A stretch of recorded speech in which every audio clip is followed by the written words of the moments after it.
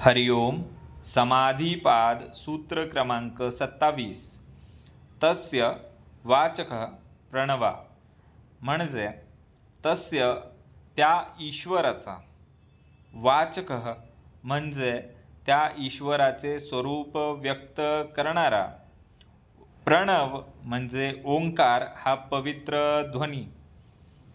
या सूत्राचा अर्थ असा होतो की ईश्वराचे प्रतीक त्याचे ध्वनी रूप किंवा वाचक म्हणजे ओम अर्थात प्रणव आहे।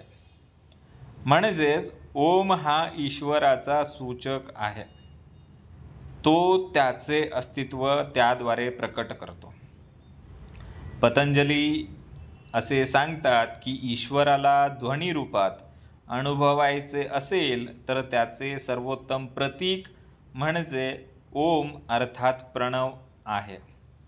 हा जो प्रणव आहे तो म्हणजे 3 मात्रांचा संयोग आहे। अ उ म।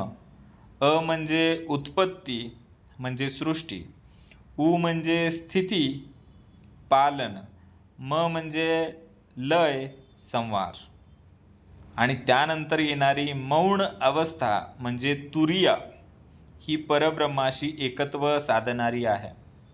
ओम हा केवळ अक्षर किंवा शब्द नाही तर तो संपूर्ण सृष्टीचा आदी ध्वनी आहे, जो ईश्वराच्या उपस्थितीचे जिवंत बीज आहे। ध्यान करताना जप करताना ओमचा उच्चार करणे म्हणजे ईश्वराच्या मूळ तत्वाशी जोडले जाणे होय। हा जप केवळ धार्मिक नसून तो मन शांतीकडे घेऊन जातो, मनाला अंतर्मुखतेकडे घेऊन जातो।